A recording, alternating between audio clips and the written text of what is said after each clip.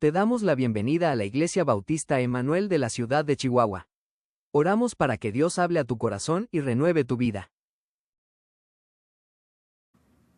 Segunda a los Corintios, capítulo 12, versículos del 11 al 21. El título de la predicación de hoy es Un ministro que se entrega en amor. Y antes de comenzar con la predicación y en sí con el tema, es importante explicar lo que quiere decir la palabra ministro. En muchos grupos evangélicos, la palabra ministro se refiere únicamente a la persona que está a cargo o que se encuentra al frente de un ministerio. En algunos lugares los llaman líderes, en algunos otros lugares los llaman siervos, en otros lugares les ponen el nombre ministro para dar a entender que son los que están al frente de un departamento. El ministro de alabanza, el hermano que se encuentra a cargo de la alabanza, el ministro de educación, el hermano que se encuentra a cargo de la educación. Y esto ha provocado que el trabajo dentro de la iglesia se enfoque únicamente a los ministros, como si los ministros, al ser los encargados, son los que tienen que hacer casi todo y son los que tienen que dirigir. En el caso, ministro de alabanza, ¿quién debe de alabar en la iglesia? Todos debemos de alabar en la iglesia.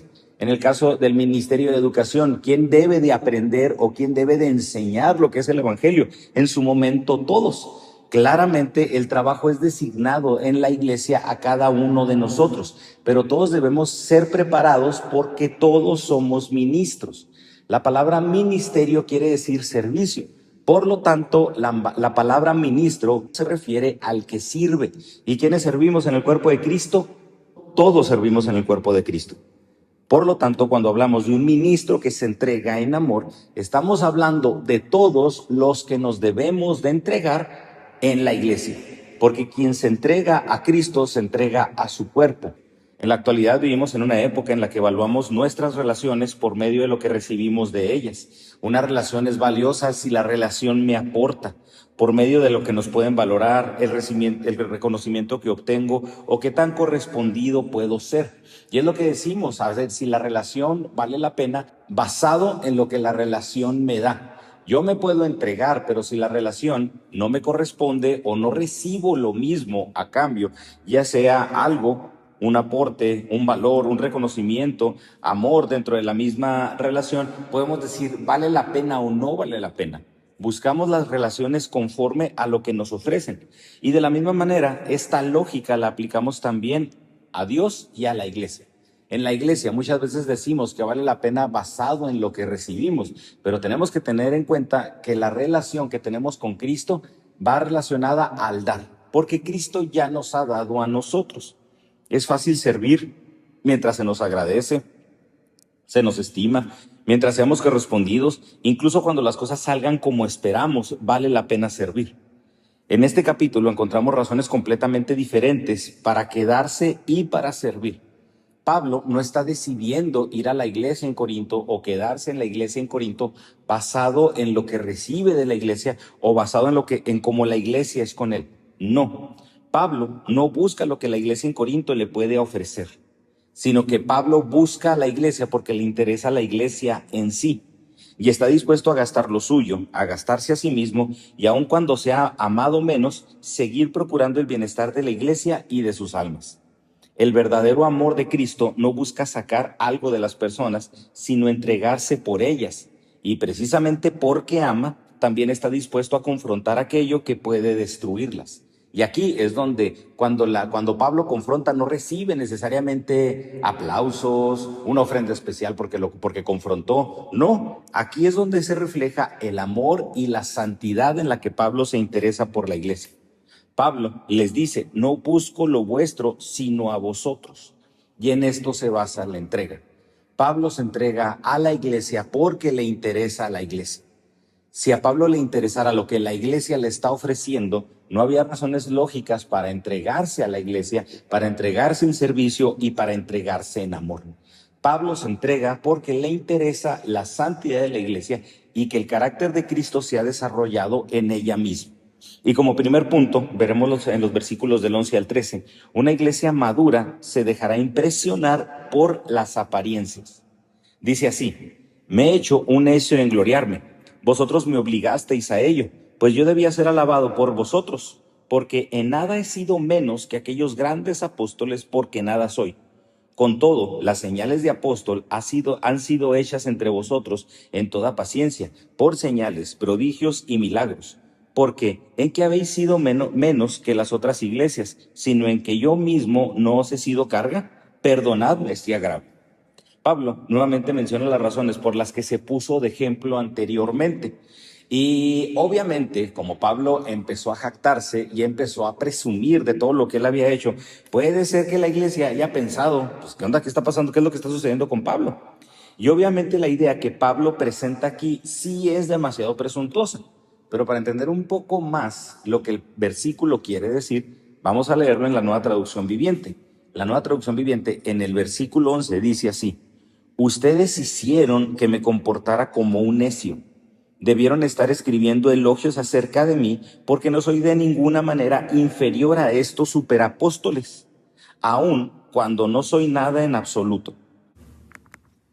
Esta es una manera en la que Pablo les está haciendo ver que su manera de trabajar era un reto que muchos no están dispuestos a aceptar. Y no porque sea Pablo quien lo hace, y no porque Pablo en sí se esté poniendo realmente en una postura mucho más elevada que estos superapóstoles, sino porque es un verdadero reto servir para Cristo. Muchos, cuando ven el servicio hacia Cristo, cuando ven la vida de algunos siervos, cuando ven la vida de algunos pastores, que les está yendo bien, pues algunos dicen, wow, qué padre hermano, cómo le está yendo bien en el ministerio, es excelente. Y muchos aspiran, como en este caso de los superapóstoles, a lo que Pablo tenía. Hace tiempo estuvimos en una conferencia para matrimonios pastorales, para parejas pastorales, y el hermano que estaba hablando en la conferencia, pues estaba hablando muchísimo solamente de lo que recibía. Y fui a esta iglesia y me dieron una ofrenda muy buena. Y fue a este lugar y me dieron muchísimo dinero. Y en este lugar me trataron bien suave. O sea, únicamente estuvo hablando de lo que recibió, no de lo que le dieron. Entonces, un hermano, ya en el tiempo de preguntas y respuestas, un hermano, pastor, que es doctor de profesión, médico de profesión, le preguntó al hermano, oiga hermano, ¿usted estaría dispuesto a ir a servir a una iglesia donde no recibiera nada a cambio? Y el hermano nunca respondió la pregunta. La verdad es de que esa pregunta nunca se respondió. Y no es una cuestión de presunción, sino todo lo contrario. La respuesta debería haber sido sí. Sí estoy dispuesto a ir a trabajar a un lugar donde no se me dé nada a cambio. Porque el reto de trabajar para Cristo, el reto de trabajar para la iglesia, es servir sin a pesar de no recibir. Por eso, no es cuestión de presunción, porque Pablo podía presumir, podía demandar reconocimiento. Sin embargo, decide defender su ministerio por el bien y por la santidad de la iglesia. Quiere que la iglesia reflexione sobre la mucha necedad que hay detrás de la presunción y de la superficialidad. Y estas palabras son un tipo de defensa porque, por si alguno de los corintios menciona, ¿qué onda con Pablo? ¿Está presumiendo mucho? Oigan, como que Pablo está hablando mucho de él, ¿no? Y basado en esto, Pablo pudiera decir, ustedes me llevaron a esto. Estoy hablando de mí porque es la única manera en la que ustedes entienden. Y ya cuando alguno de nosotros nos dicen estas palabras, estoy hablando así porque es de la única manera en la que entiendes, hermano, ya esto habla de un punto de necedad. Y el colmo, o lo que a Pablo le preocupaba, es de que los superapóstoles podían presumir, podían jactarse de sus sueños, de sus visiones, y podían obligarlos a ellos a hacer cualquier cosa. Pero Pablo decía, pero si yo lo hago, si yo me glorifico a mí mismo, estoy mal. Ellos sí lo pueden hacer, pero si yo lo hago, estoy mal. ¿Por qué? Los corintios tenían que aceptar esa responsabilidad. Por eso Pablo dice, vosotros me obligasteis a esto. Si Pablo estaba hablando de esa manera, es porque ellos ya lo habían obligado porque no entendían de otra forma. Aquí él reconoce lo necio de ser presuntuoso porque es algo que como siervo de Cristo no lo hubiera hecho.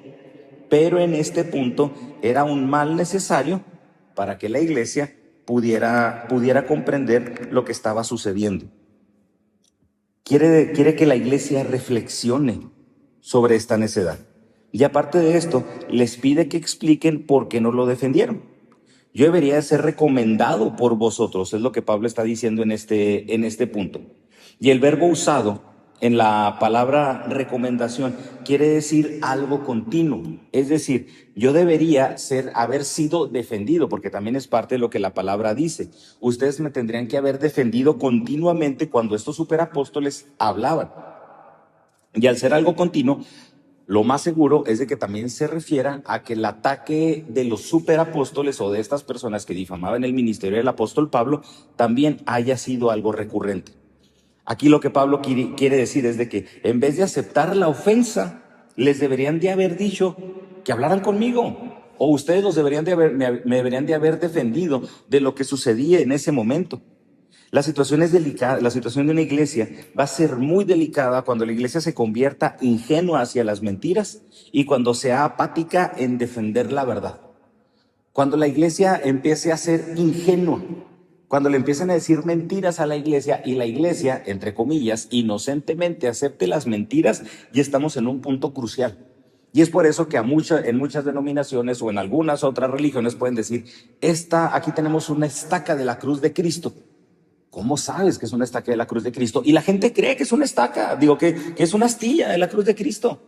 Aquí tenemos el manto con el que quitaron a Jesús, con el que taparon a Jesús mientras se encontraba en la tumba. ¿En serio? ¿Cómo puedes corroborar eso? O sea, ¿de qué manera se puede corroborar? Pregunta, ¿qué de maravilloso tendría poder tener ese manto? O sea, ¿tendría algo súper especial? ¿Sana a las personas? No, Cristo no nos dejó un manto, Cristo no nos dejó una estaca una astilla de la cruz. Cristo nos dejó su palabra. Y se creen ese tipo de comentarios, de supuestas verdades, y es ingenua. Y ante ciertas mentiras, la iglesia es apática para defender la verdad. Ese es un punto delicado. Y es lo severo de la iglesia en Corinto en este punto, que no defendió ni el ministerio de Pablo y no fue capaz de defender a la iglesia de las mentiras de los superapóstoles basado en lo que Pablo ya les había enseñado. Pablo fue atacado y ellos no hicieron nada al respecto. Ellos llegaron con otras doctrinas y ellos no hicieron nada al respecto. Los apóstoles predicaron mentiras y la iglesia ingenuamente las aceptó. Esto nos revela la situación de la iglesia en Corinto. Una iglesia que había visto el evangelio, que había visto el sacrificio y las evidencias del ministerio de Pablo, pero que se volvió apática, ingenua y tolerante ante el error. Y esto es algo en lo que debemos estar advertidos todas las congregaciones. Todos tenemos la tendencia de volvernos apáticos, de volvernos ingenuos, de tolerantes cuando dejemos de estudiar la palabra de Dios. Aquí Pablo no está condenando a la iglesia porque la iglesia no haya tenido un compromiso con él en ese momento. Pero el hecho de saber que Pablo es un ministro de Dios, de haberlo reconocido porque él fue el quien llevó el evangelio a Corinto, que ellos conocieron los padecimientos, el sufrimiento y el testimonio de Pablo en todas las iglesias y que no hayan dicho algo. Oiga, también refleja eso una falta de compromiso hacia él y una falta de compromiso hacia el evangelio. Aquí el punto delicado es la indiferencia y la apatía a lo que la iglesia conoce de Pablo y que ellos no hicieron nada al respecto. Porque más que el ataque a Pablo, era la aceptación de un evangelio diferente. Evangelio que Pablo no les había llevado. Ellos conocían a Pablo y conocían el evangelio. Podían defender el evangelio, no necesariamente a Pablo, pero el evangelio que Pablo les había llevado. Y toda esta defensa y jactancia tiene como base la indiferencia y la apatía de los corintios manifestada aquí en su silencio. Y Pablo tiene la intención de llevarlos nuevamente al evangelio de Cristo. Creo que todos nosotros conocemos personas que en su momento fueron bien activas, que fueron bien trabajadoras dentro de la congregación o dentro de alguna otra iglesia. Y usted las puede llevar, los puede ver en este momento y son personas que se encuentran perdidas. Y uno pregunta, ¿qué le pasó? Simplemente dejaron de ir al evangelio, dejaron de ir a la palabra de Dios. Toda apatía, toda indiferencia que puede llegar a tener la iglesia ante el evangelio comienza con dejar de alimentarse de la palabra de Dios. Si usted está perdido, hermano, ¿qué tiene que hacer? Volver al evangelio.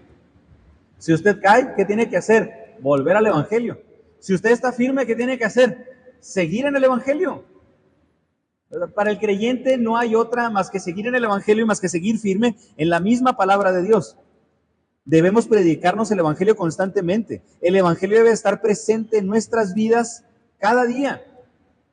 Por la sencilla razón de que todos los días nos exponemos a un sinfín de mentiras, a un sinfín de contradicciones de la palabra de Dios.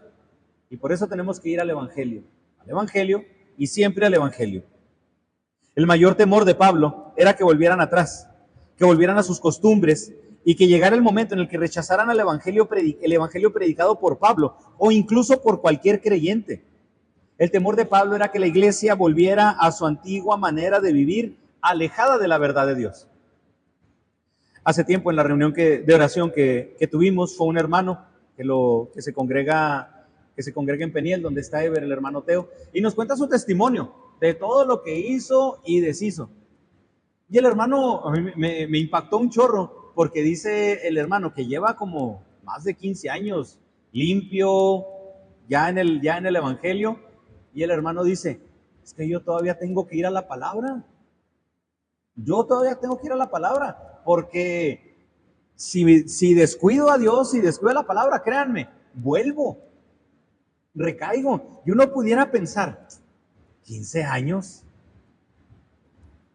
¿a poco volvería a caer? A mí me encantó su sinceridad, a mí me encantó su honestidad, pero me encantó también que él reconocía su condición. Y tengo que ir a la palabra. Si me descuido, vuelvo.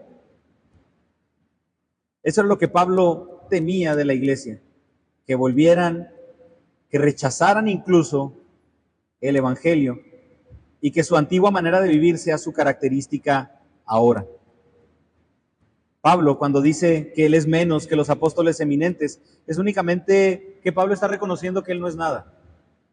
Y pone esto, porque si ellos lo están comparando con los apóstoles, y Pablo dice que no es nada, entonces lo que Pablo quiere hacerle ver a la iglesia es de que también esos falsos apóstoles, pues tampoco son nada. Si estoy a la misma par que ellos tampoco son nada. ¿Y qué nos había hablado Pablo anteriormente? De sus debilidades. Y nuevamente, retomando parte de la predicación pasada, ¿quién presume sus debilidades? ¿Quién habla de que sus debilidades son la fortaleza, que lo mantiene en el Señor?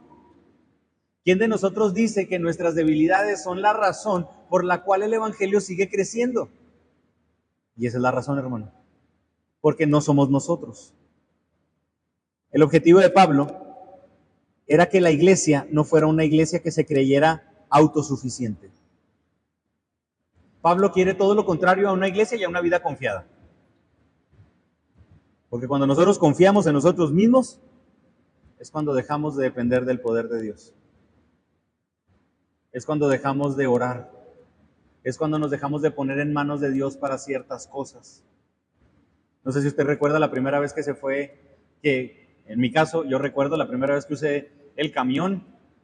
Ay Dios, ayúdame Señor, y que no me pierda, y ayúdame Padre Santo, y que no me pierda, y que pueda llegar bien, y que no me roben. Casi todo el camino una oración, pero ya después, ese que no me pase nada se convirtió en yo ya conozco la ciudad. Es más, ya me sé dónde pasan todas las rutas. Es más, yo no me pierdo. Esa dependencia llegó un momento en el que se convirtió en autosuficiencia, porque yo ya podía, porque yo ya sabía. ¿En qué áreas de nuestra vida, hermano, utilizamos un ya lo sé? ¿En qué áreas de nuestra vida domina ese yo soy, yo sé, yo saco las cosas adelante? Entre más pensemos que yo puedo, entre más pensemos que yo sé, menos dependencia de Dios tendremos. Es lo que Pablo quiere de la iglesia. No confíen en ustedes. Confíen en Dios, ustedes no son autosuficientes. Estos apóstoles que los están llevando a confiar en ustedes, eso es mentira. Confiemos en Dios, y le dice Pablo, confíen en Dios, nosotros no somos nada. Eso lo tenían que reconocer ellos, y es lo que cada creyente debe de reconocer día con día. Yo no puedo, y Cristo es el que lo hace. En el versículo 12, les recuerda su valor como apóstol verdadero, y usa palabras como señales, prodigios, milagros, que la verdad es que son sinónimos. Pablo está haciéndoles ver, primeramente con la palabra señales, es como una evidencia o descripción de su trabajo. Es como si Pablo dijera, miren, ustedes conocen mis credenciales como apóstol. ¿Y cuáles son esas señales que yo tengo como apóstol? Pablo ya las ha mencionado anteriormente. Su sufrimiento constante, su palabra predicada, el testimonio de las iglesias. Estas son esas señales, cuestiones que pueden ser visibles y perceptibles para la misma iglesia. También habla de acciones milagrosas que dan evidencia de su apostolado. Y todo lo que hizo lo representa como apóstol verdadero de Cristo. Y los corintios posiblemente fueron testigos de algunas de esas señales, de algún milagro, de algún trabajo y de algún mensaje del evangelio. Y uno preguntaría, ¿a poco Pablo hizo milagros? Sí, usted puede ver en el libro de los Hechos, cuando Pablo estaba predicando a altas horas de la noche, y si se acuerda de esta persona, Eutico, él estaba en la ventana, y de tanto que predicaba Pablo, ¿qué sucedió con el Eutico? Sopas, se cae por la ventana y muere. ¿Y qué hace Pablo? Baja y dice, no, Eutico no está muerto, todavía aguanta otras 6 horas de predicación. Ese es un milagro que se le adjudica a Pablo. ¿Y qué estuvo diciendo Pablo? Acuérdense cuando resucité a Eutico. Acuérdense cuando hice este otro milagro entre ustedes, que posiblemente pudo haber sucedido. No, simplemente dice, recuerden, o sea, ha pasado. Qué curioso que muchos miembros de la iglesia se asombren con este tipo de manifestaciones místicas. En muchas congregaciones, cuando llega un predicador y dice, tuve una visión, tuve un sueño, tuve una manifestación del Espíritu Santo, todos, ¡wow! Y cuando llega un pastor o cuando llega un cristiano y dice, esta semana, todos los días que leí la Biblia, Dios me dijo esto, la gente dice, órale, chido, suave, ay, todos los días leyó la Biblia. Qué curioso, ¿no? Incluso algunos ven la oración, la lectura de la palabra, como algo importante, pero no tan necesario. Si muchos de nosotros dijéramos cómo se ha manifestado Dios en la iglesia y qué han hecho ustedes, y nosotros dijéramos orar y leer la palabra, creo que mucha gente diría, ¿y qué más? Orar y leer la palabra. ¿Y qué más? Estudiar la palabra. ¿Y qué más? Ver la Biblia. Porque la gente anhela todo aquello que ella misma puede producir y que puede asombrar a los demás. Prodigio se refiere a este tipo de acciones también milagrosas o hechos poderosos.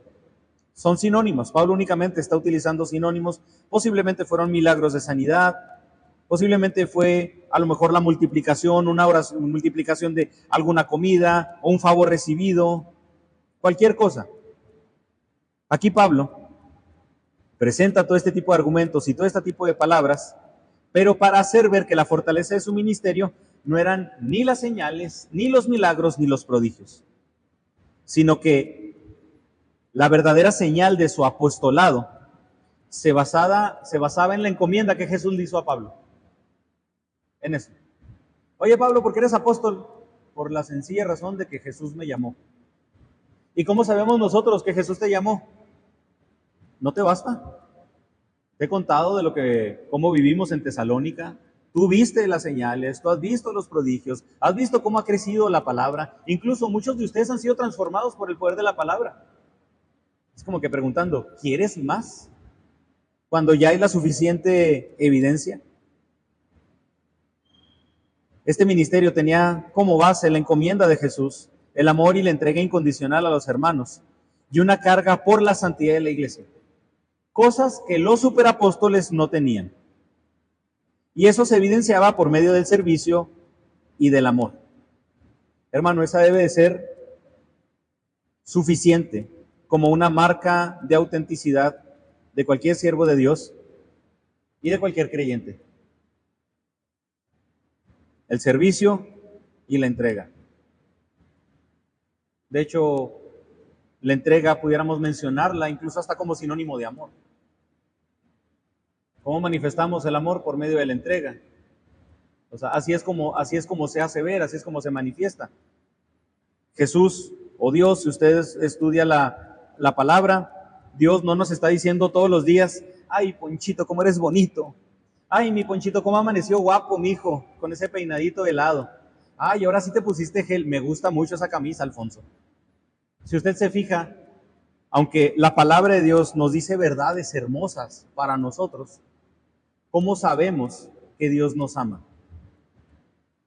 Porque sabemos que es un Dios que se entrega y que mandó a su Hijo para entregarse hacia nosotros. Y esa es la marca que Pablo les está haciendo a ver aquí a la iglesia. Ellos no se entregaron por ustedes. Ellos quieren que ustedes entreguen lo de ustedes a ellos. Pero no es eso. Es la entrega hacia la iglesia. Es la entrega por amor a Cristo. En los versículos 14 y 15 vemos un interés genuino en el ser de la iglesia. Pablo no se estaba interesando en lo que la iglesia daba. Pablo se interesó en lo que la iglesia era. ¿Qué es la iglesia? El cuerpo de Cristo. Si la iglesia es el cuerpo de Cristo, me tengo que entregar a la iglesia, porque entregarme a la iglesia es entregarme a Cristo. No es, iglesia, entréguese a mí, entréguenme lo que tienen.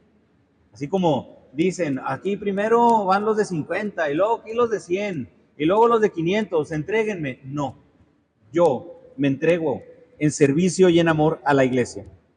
Los versículos 14 y 15 dicen, he aquí por tercera vez estoy preparado para ir a vosotros, y no seré gravoso, porque no busco lo vuestro, sino a vosotros. Pues no deben atesorar los hijos para los padres, sino los padres para los hijos. Y yo con el mayor placer gastaré lo mío, y aún yo mismo me gastaré del todo por amor de vuestras almas, aunque amándoos más, sea amado menos. ¡Wow! Híjole, qué terrible, ¿no? Para muchos en nuestra carne, que entre más me entrego, menos puedo recibir, o menos se me puede manifestar. Eso es, para muchos puede ser triste, pero aquí Pablo con estas palabras está manifestando ese amor genuino, no en lo que la iglesia tiene, sino en lo que la iglesia es. Y lo vuelvo a repetir, la iglesia es el cuerpo de Cristo. Y entregarnos a la iglesia, entregarnos al servicio de la iglesia en amor, es entregarnos a Cristo. ¿Qué hace la iglesia? Lo que Cristo hace, lo que Cristo produce. Hace tiempo se menciona una historia y la voy a mencionar porque no, obviamente el objetivo de la historia es que entendamos la idea. Hicieron una estatua de Jesús, o de cómo se piensa que es Jesús, ya la subieron en el cerro, ya pobre gente, ¿verdad? Toda cansada subiendo al monote allá al cerro, y resulta que cuando lo estaban levantando, el mono se cae, se rompen las piernas, se rompió de los tobillos, y como tenía las manos así poquito para adelante, qué bueno que puso las manos, ¿verdad? Si no se ve en la cara, y que se cae, y que cuando cae se le rompen también las manos, entonces cuando lo levantan sin pies y sin manos, y toda la gente preocupada, se nos rompió el mono, y ya no tiene ni manos ni piernas, y que una persona en ese momento dice, nosotros somos las manos y las piernas de Jesús. El objetivo, hermano, es que entendamos eso. Cristo es la cabeza. Cristo no es una estatua, lo aclaro. Cristo es la cabeza. ¿Qué somos nosotros? ¿Qué hacemos nosotros? ¿Qué hace la iglesia? Lo que Cristo nos manda a hacer. Somos las manos, somos las piernas, somos el cuerpo de Cristo. Y la iglesia se entrega a Cristo. Y los miembros se entregan a Cristo entregándose a la iglesia. Pablo les hace ver incluso hasta cierto favoritismo hacia la iglesia en Corinto, al no recibir la remuneración por sus servicios. De que, oye, Pablo, pues, me imagino otras iglesias, ¿no? Los Gálatas. Pablo, ya ven con nosotros. ¿Por qué con ellos hasta das? Y ve cómo te trataron. Y no te defendieron. Y luego todavía vas y te pagas todo, Pablo. Y yo me imagino, no sé, a los efesios diciendo, vente, Pablo, pues aquí tú sabes que te vamos a tratar bien, te vamos a hacer las tortillas de harina que tanto te gustan. Manifiesta un cierto favoritismo hacia la iglesia al ir con ellos y dar y darse. Incluso se cree que quienes lo difamaron lo hicieron porque no recibió salario de los corintios. Fíjese también aquí el corazón de quienes lo difaman.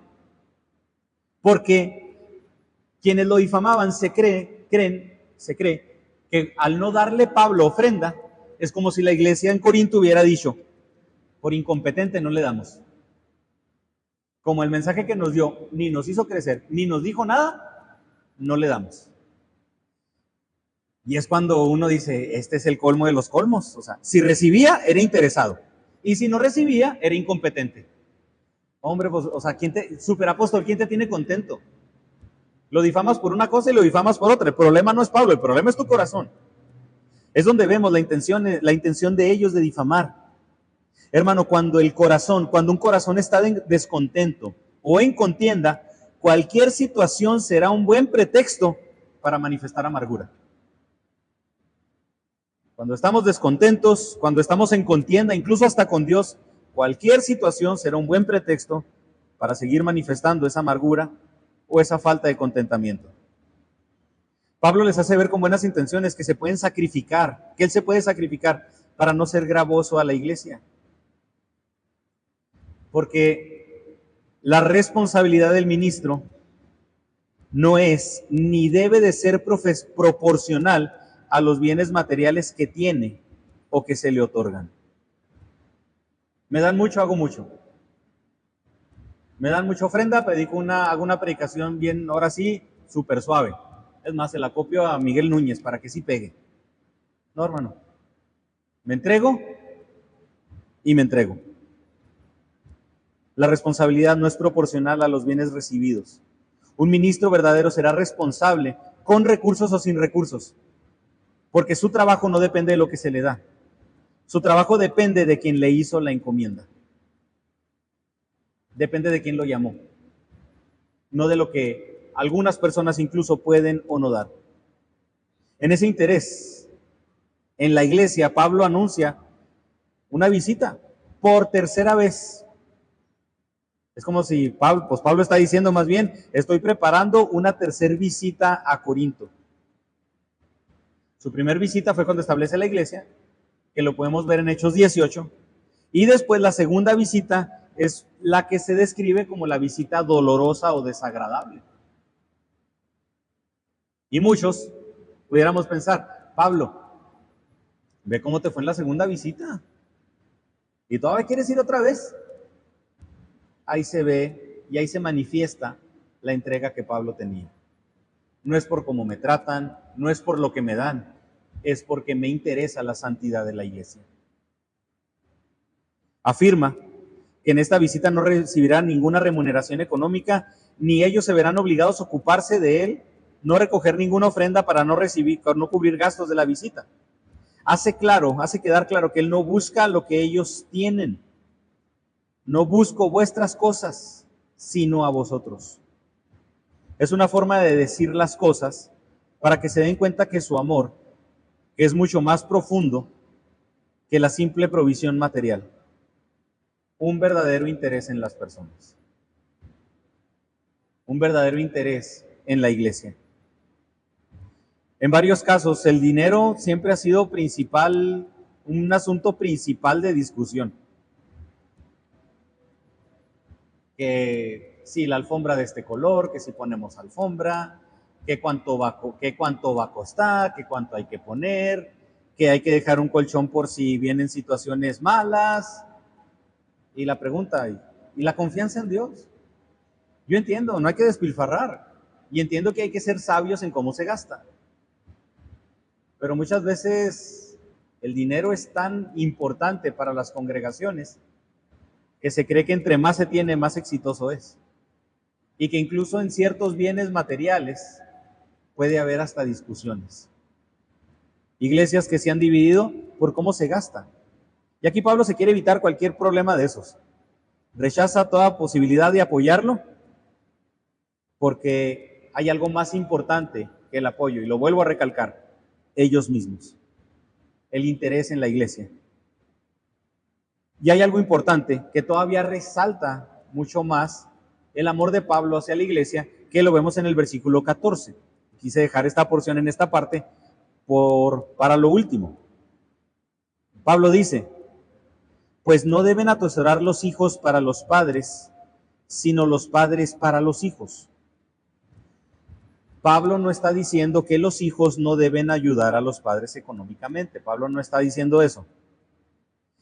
Lo que está haciendo ver Pablo es de que lo normal o lo común es que los padres son los que proveen para los hijos, sobre todo durante los años de crianza.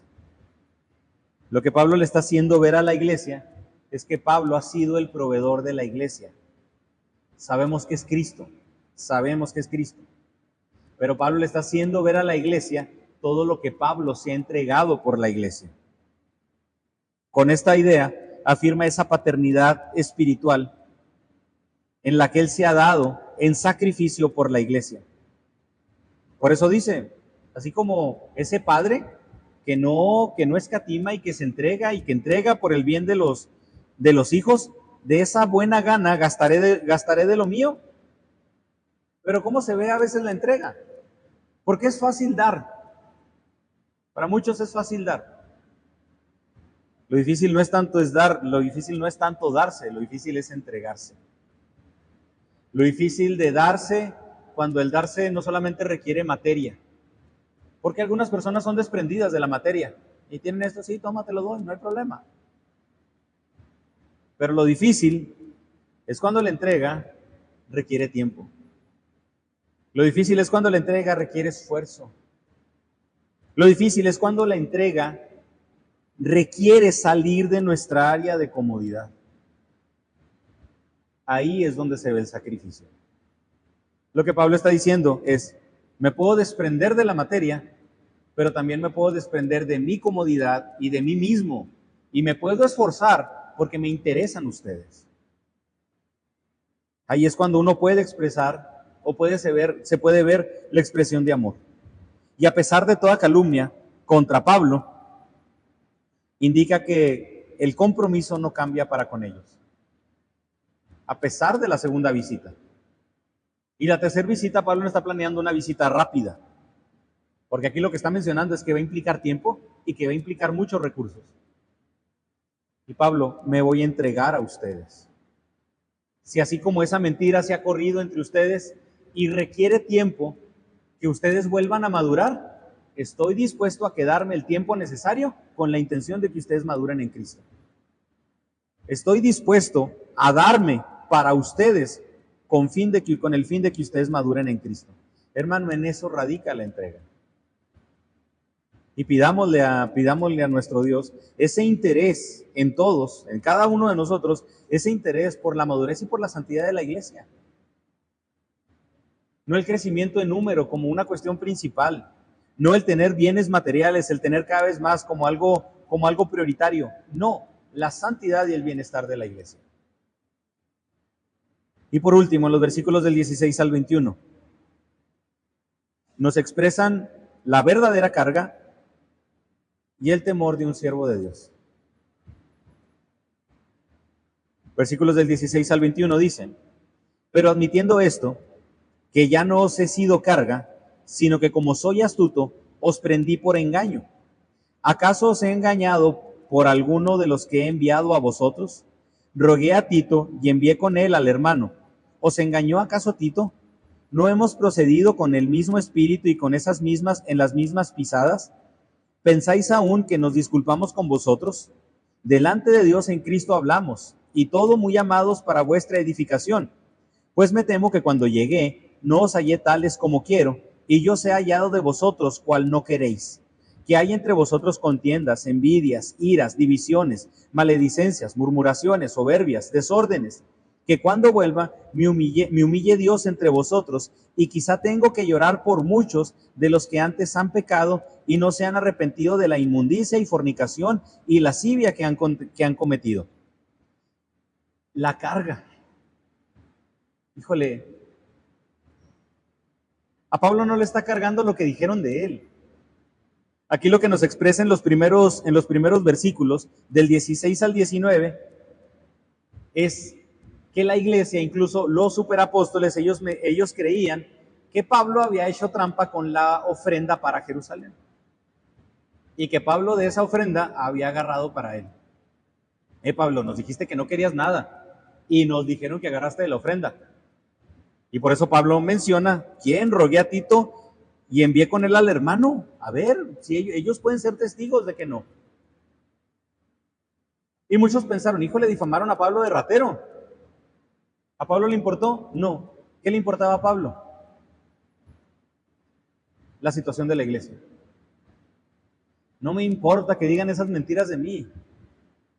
Lo que no quiero y lo que temo es llegar y que entre ustedes haya contiendas, envidias, iras, divisiones, maledicencias, murmuraciones, soberbias y desórdenes.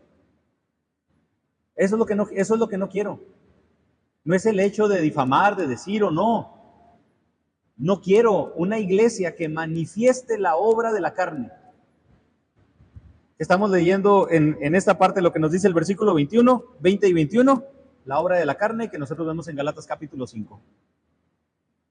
El trasfondo, como lo dije, del 16 al 18, es porque al parecer los corintios y estos mismos superfalsos apóstoles insinuaron que Pablo agarró de los fondos de la ofrenda designada a Jerusalén. La tercera visita tiene la intención de despejar toda esa sospecha, porque los corintios creían todavía que Pablo los había engañado y que había robado de esos fondos. Y por eso menciona a Tito y al hermano. ¿Cuál hermano? No sabemos, no lo dice. Lo vimos anteriormente cuando habla de mandar la ofrenda a los santos en Jerusalén, como prueba de que Pablo fue honesto con estos fondos. Es obvio que este hermano y Tito era conocido y digno de confianza entre los corintios y podía darles referencias del carácter de Pablo. Pero es sencillo esto, únicamente Pablo, pues no, únicamente quiero aclarar que no agarré. Y punto. Y tenemos a Tito y tenemos al hermano de testigos. El deseo de Pablo es que su visita y todo este proceso no resulte en su defensa. Pablo quiere que todo este proceso por el cual están pasando los corintios llegue a un punto en el que resulte en edificación para la iglesia. ¿Qué nos debe interesar? La edificación de la iglesia. La edificación del cuerpo de Cristo, como el mismo Pablo lo describe en Efesios capítulo 4. Pablo no quiere llegar solamente y decir, recíbanme a gusto. No, Pablo teme y le da miedo ir a encontrar un ambiente donde las enseñanzas sean opuestas a lo que el Evangelio nos dice. Eso, qué triste. Como Juan puede escribir, o sea, ¿cuál es mi mayor gozo?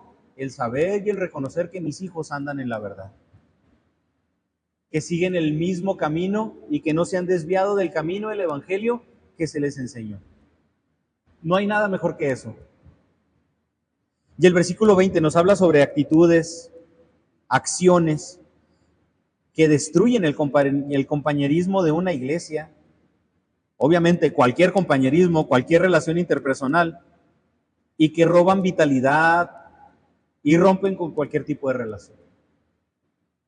Y empieza a decirlo: contiendas, celos, envidias. Y explicando nada más rápidamente ellas, las contiendas, un sinónimo de discordia,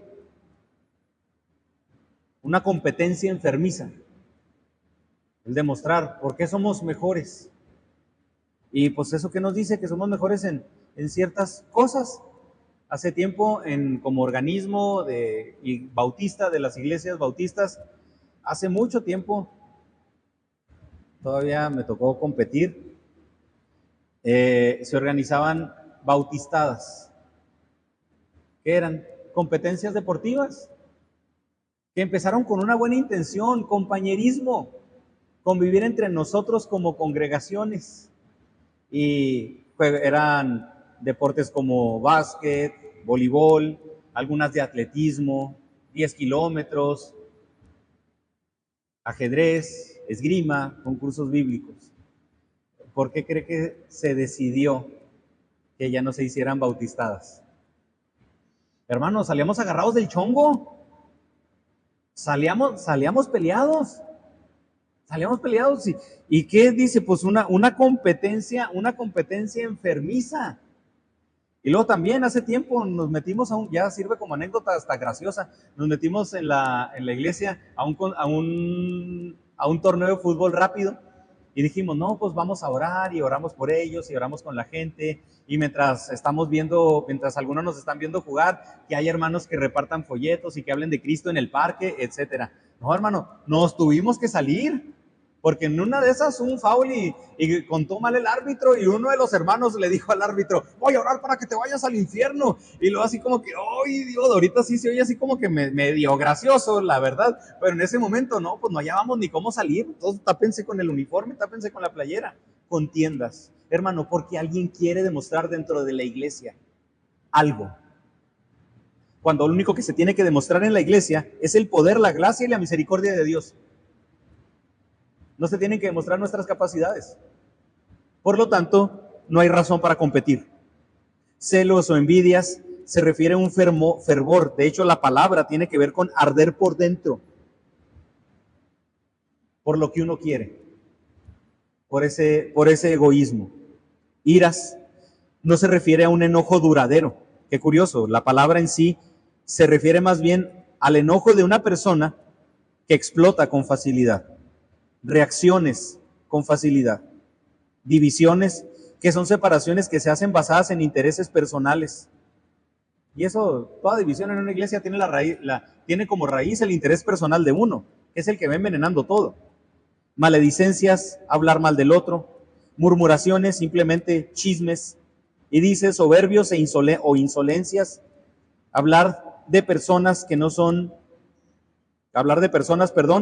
que se creen, hablar ellos mismos de ellos, porque se creen más que los demás. Y por último, desórdenes, que tiene que ver con caos. Una palabra utilizada para describir disturbios. O sea, dice uno, ¿y eso que haya? O sea, Pablo no quiere que haya eso en la iglesia. ¿Por qué cree que lo escribe? Porque posiblemente se estaba dando. Hermano, todo esto es lo contrario al carácter de Cristo. Todo esto que Pablo menciona en el versículo 20 es lo opuesto a lo que Cristo quiere desarrollar en nosotros. En pocas palabras, ¿qué nos está diciendo Pablo? Tengo miedo de llegar y ver que no son maduros en Cristo. Tengo miedo de llegar y comprobar que todo lo que les han dicho estos superapóstoles, lo único que ha hecho es acrecentar su inmadurez. Al enumerar todas estas cosas malas que él tenía, hace evidente que es urgente visitar la iglesia en Corinto. Y es la manera en la que Pablo aquí concluye con su defensa del apostolado. Los versículos 20 y 21 se ve el carácter y la aflicción de Pablo. Si esto es lo que está manifestando la iglesia, la obra de la carne, Pablo dice, es urgente que vaya a la iglesia rápido y es necesario que me quede por un tiempo. El siervo pues no huye, sino al contrario, se queda para que la iglesia desarrolle el carácter de Cristo. Pablo indica que Dios lo humillará.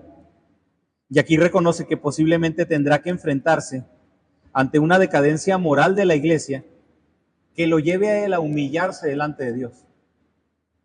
E incluso algunos mencionan que esta frase de que Dios lo va a humillar es también con la intención de que Pablo no se jacte y diga, es que yo prediqué aquí. Y si siguen bien es por lo que yo enseñé. Y dice, no, Dios me va a humillar para que no me siga creyendo todavía el mero papas fritas de la obra. Y otra de las razones, no sabemos en sí, o no pudiera decir yo hacia cuál me inclino, que precisamente tenga que ver esta frase, que Dios me humille, porque al ver todo esto, lo único que Pablo puede hacer es humillarse delante de Dios. Al ver esto en esa relación con la iglesia, lo único que Pablo puede hacer es acudir a Cristo.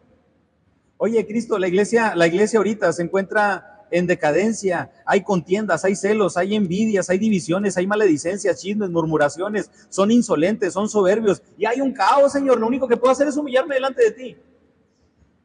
Eso es eso es la otra parte. ¿Cuál de las dos, hermano? Las dos si quiere. Las dos. ¿Qué hacer, hermano, ante las dificultades? ¿Qué hacer ante la falta de amor? ¿Qué hacer ante la falta del carácter de Cristo en la iglesia? Humillarse. Humillarse. Qué triste es cuando una persona comenta y dice, pastor, me quiero cambiar de iglesia. ¿Por qué? Porque en mi iglesia no hay amor. Humíllate. Humíllate. Y Dios te puso ahí, humíllate. Ya si la situación tiene que ver con que están predicando mentiras, con que los superapóstoles, otro tipo de cuestiones, bueno, hay que considerar.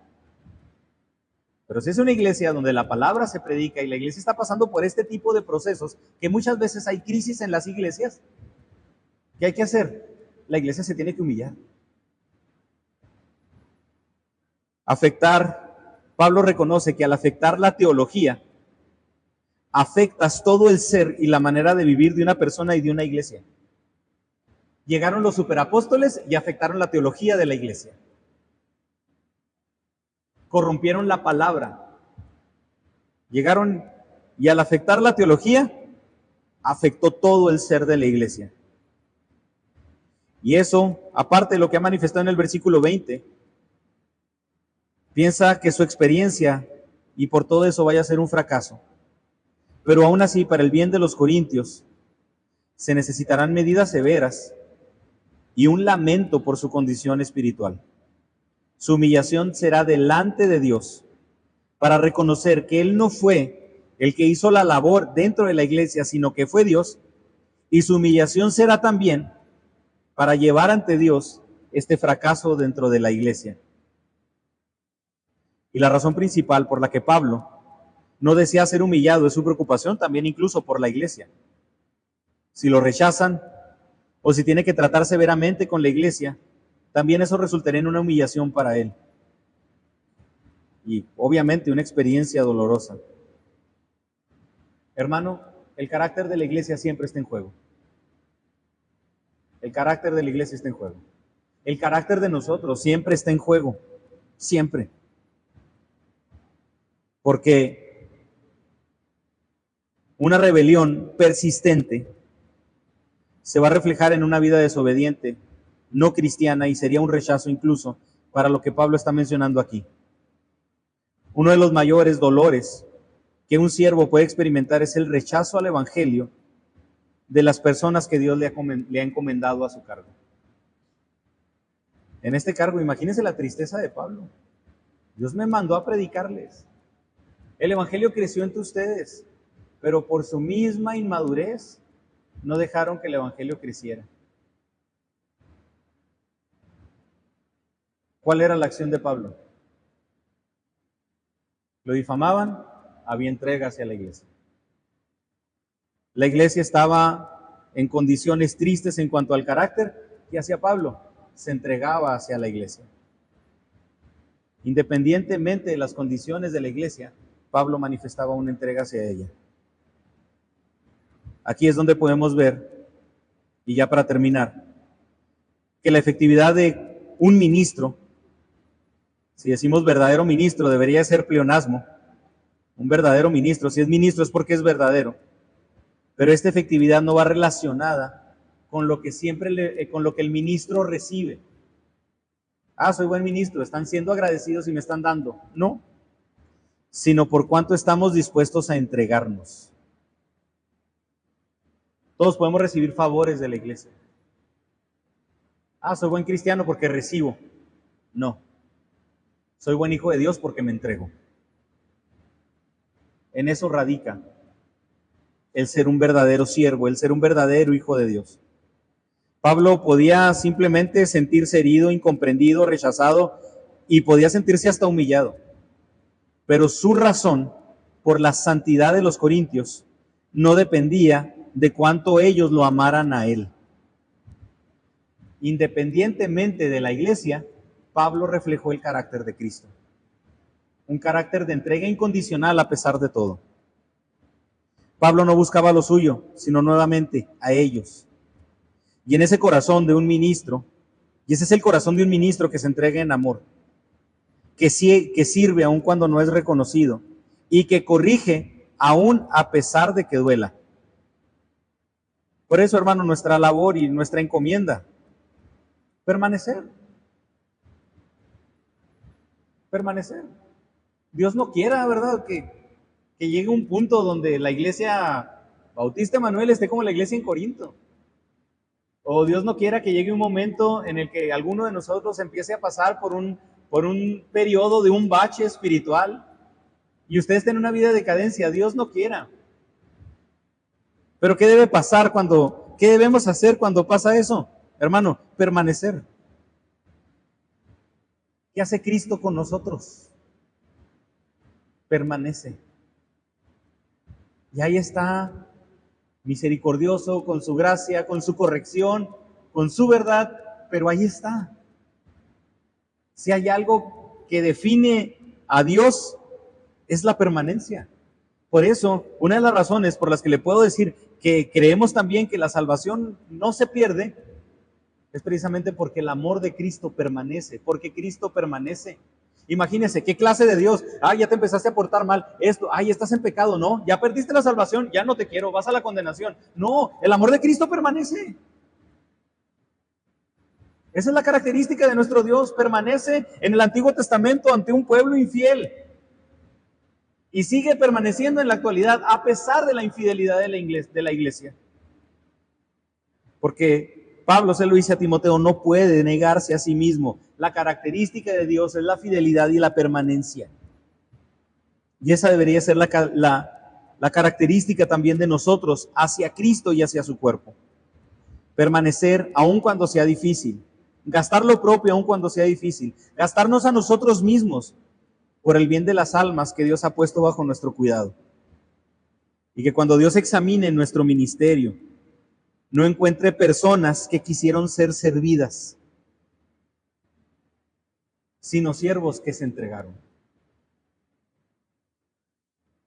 Creo que la decadencia de muchos círculos religiosos en la actualidad es porque hay iglesias llenas de consumidores y no de siervos que se entregan. Pablo dijo, no busco lo vuestro, sino a vosotros. Y así nosotros no estamos interesados en lo vuestro, sino estamos interesados en la iglesia. Y lo vuelvo a repetir, que cuando Dios examine nuestro ministerio, no encuentre personas, consumidores que quisieron ser servidos, sino siervos que se entregaron por el bien y por la santidad de la iglesia.